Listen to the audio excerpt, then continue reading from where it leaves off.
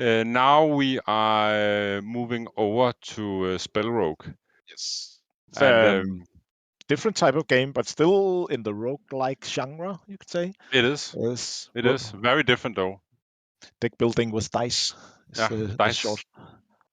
Short deck building with dice, not dice building, but deck building with dice. Yes. But maybe we should just watch the trailer. The trailer, so everybody on the stream can get some visuals on what this game is about, and then we'll meet the team.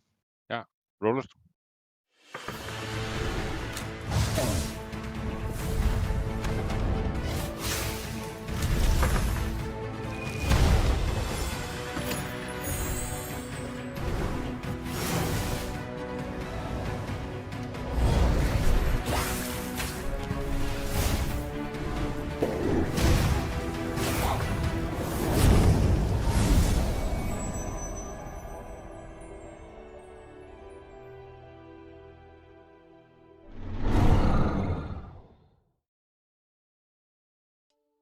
So that was the trailer for SpellRogue.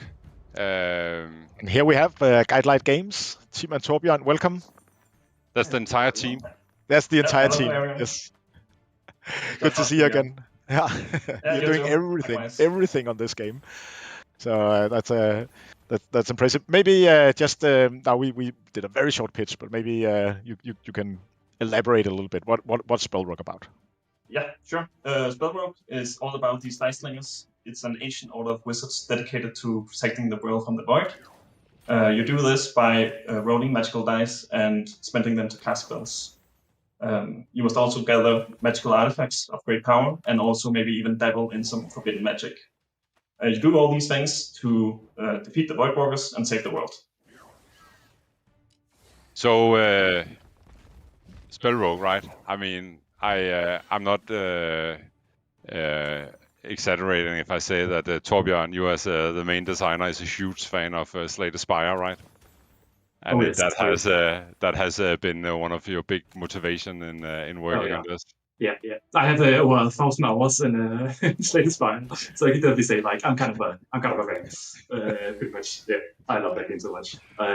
So yeah, of course the games take a lot of inspiration from Slay the Spire. We also take inspiration from games like Dice Dungeons, of course. We played that game.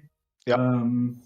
Monster Train, Rogue Book. There's so many great roguelikes out there that we just take inspiration from, and we just try to make the best roguelike that we can. And I think, I mean, obviously, Søren and I have also a lot of hours in Slay the Spire and SpellRogue now. And SpellRogue now, yes, definitely. But I can say that when we met, we partnered up with you guys. Is it a year ago or something like that? Yeah. And I remember that we saw the demo and we was like, we were not really. What is this? And then we got keys and we brought them home. And Søren and I was playing the game during the weekend. And then when we came back the following Monday, we had each sunken 20 hours into SpellRogue. Yeah. And then we was like, hey, what are they doing, these guys? This is super fun and super addictive. We need to work with you. And then we partnered up, right? And then that's how our collaboration. We didn't know that you were even publishing back then, so no. We didn't either. Yeah. We didn't either. No. So that was before we had announced the Ghost Publishing. Exactly. You were one of the games that pushed us. Like we need to help you. Yeah, that's great to hear. This made sense to take the move alongside you.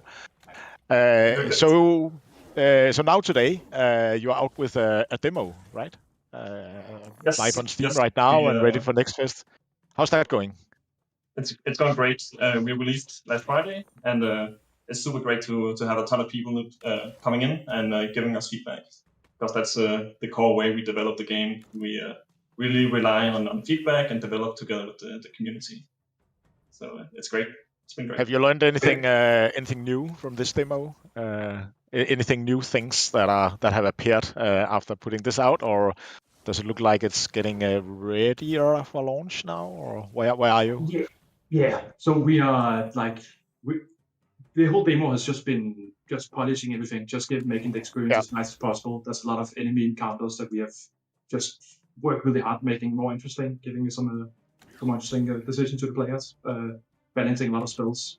But yeah, moving ahead, like we are planning to release very soon.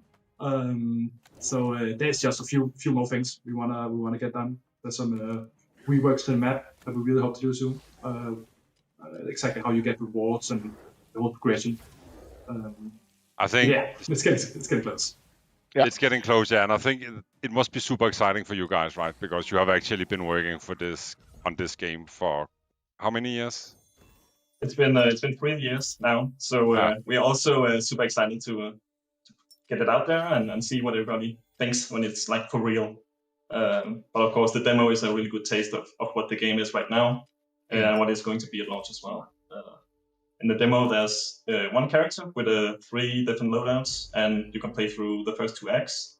And then in the full game, there'll be 3 acts. But yeah, it's super exciting. 3 wizards. What? And 3 wizards. Oh yeah, and 3 wizards. Yeah.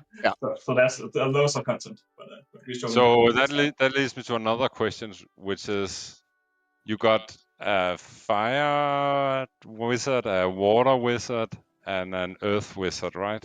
Exactly. And I see 3 elements here, and there's a 4th element that I sort of. There might be a 4th on the way. Yeah, we are slowly developing. And so that is my question is what are you planning for working on after the early access launch?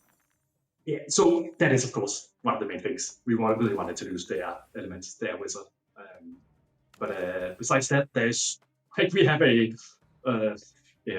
really long list of things that we still want to do for the game. Yeah, there's a ton of requests from the community as well that we just list them and then we have them ready for when we need to continue working on the game after launch. But yeah, content is the main thing that we really want to expand on, and then just continue improving all the systems. And I think that is one of the beautiful things about going into early access and doing open development, communicating with your community, right? Which is that you can actually adapt, you can actually respond to the feedback you get, right? And improve your game. Yeah, exactly. And we're not really new to this. Throughout the development, we have always released builds and playtests, so people can get a taste of it and get feedback. And I think we are past 50 updates or so now. So over the past 2 years, we've been putting out updates on the Discord.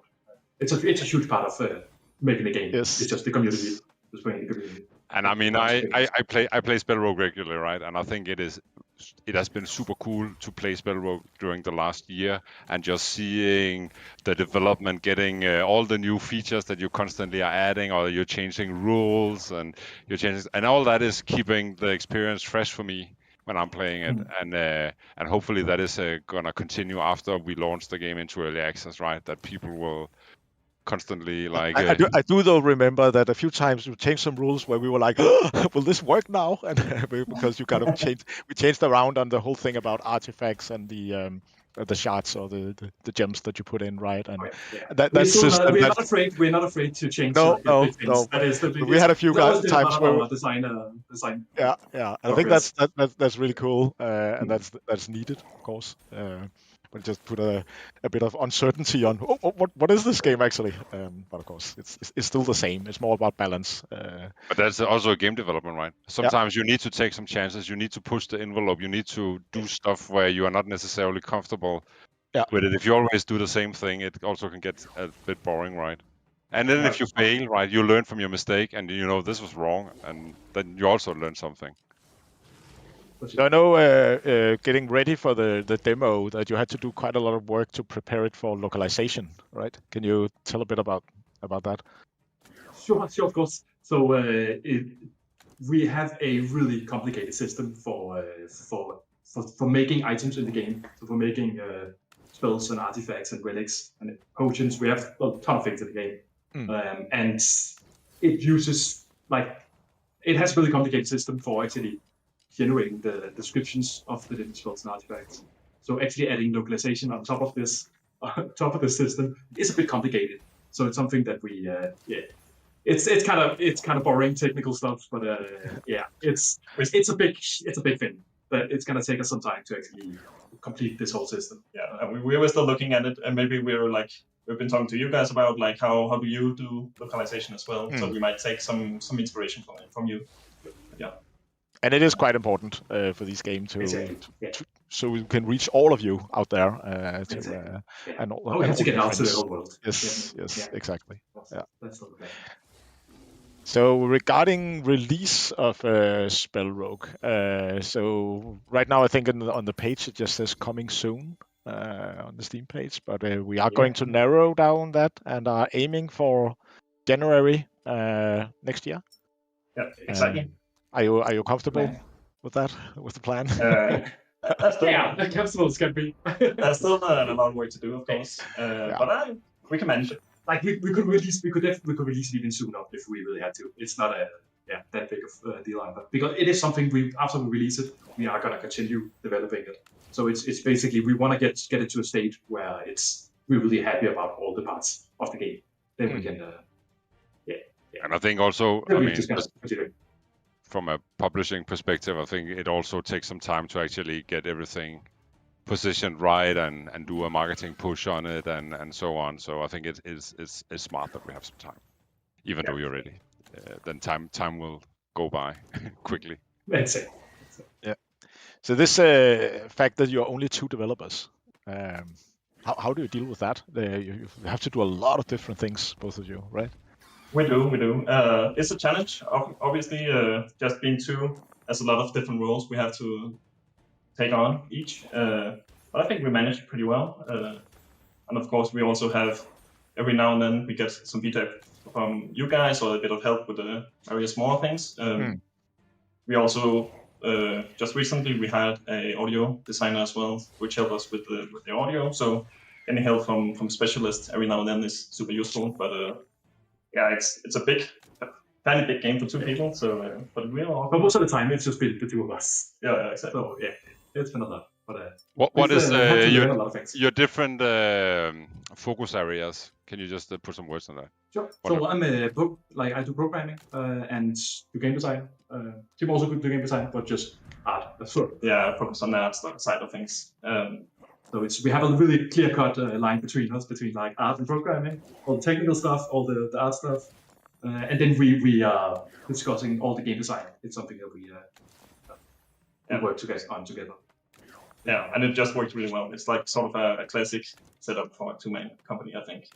So and one of the smart things is you don't have an office, right? Because you're just working from home because you're only 2. So your biggest challenge is gonna happen when you are growing. If you are gonna grow, then and you need a space, that is gonna be a big change if that happens. Yeah, definitely. We could use maybe an employee or 2. Would be nice. We'll see. We'll see. Exactly. We'll see. Alrighty. But I think we have some more time. How much time do we have, Alex? 3 minutes. Do we have any, maybe some questions from our stream? I don't know if are people active, Jacob, on the stream? But we'll see. So any thoughts from you guys on what will happen when the game launches? Well, there'll be a huge success, of course. There will definitely, I can guarantee there will be champagne. Yeah, that's for sure. That's a must. I'm not sure. We'll just continue developing the game, of course. So not too much will happen, regardless of exactly how it looks, but we'll see. I'm just looking super forward to it, and I think if we have our viewers, people who are following the stream, I mean, again, the demo for SpellRogue is live right now on Steam, so you can go and download it, you can play it, you can wishlist it if you like it, and you have my word that is super fun. It is. I also played through the demo multiple times, and I also think that is giving you a very, very good taste of what SpellRogue is. And SpellRogue has a very, very unique way of using the dice that I really, really like. And I think one of the things that I think is kind of magical with SpellRogue is that you are sticking to the standard dice, right, with numbers on. Yeah, exactly. And we did sort of talk about in the early days of if we should use other dice, but the D6 or the standard dice is just everybody understands it. Like you exactly. You know exactly what it feels like, how it should like roll and all that stuff. So. Yeah, and it's cool because then you're manipulating the numbers, right? And you're having mechanics, and you can experience that in the demo. Mechanics like, for example, you can flip a dice, right? And then you take advantage of knowing that that they add up when two sides add up, it gives 7, right? And then you can flip dice, and then you can manipulate the dice rolls, and that is there's a lot of like the core mechanic in SpellRogue comes from that manipulating dice. Yeah. And there's so many things you can do with dice. As you said, you can flip and you can merge or split them. You can enchant them with different magical effects, all kinds of things. You can curse them and you can bless them and you can just like in real life. Them and grow them. Yeah, exactly. Nice. Exactly. But can you slap them like in deep rock? Like, slap them for good luck before you roll them. Might be a future thing to that. All right, guys. I think our time is running up. So it was super nice to have you join our stream, and we're just looking very much forward to seeing what is going on with SpellRogue. Yes, in the future. Yeah. And please, everyone, try the demo. That's great. Yes. All right, guys. Have a nice day. Bye. You too. So that was Guidelight Games and SpellRogue.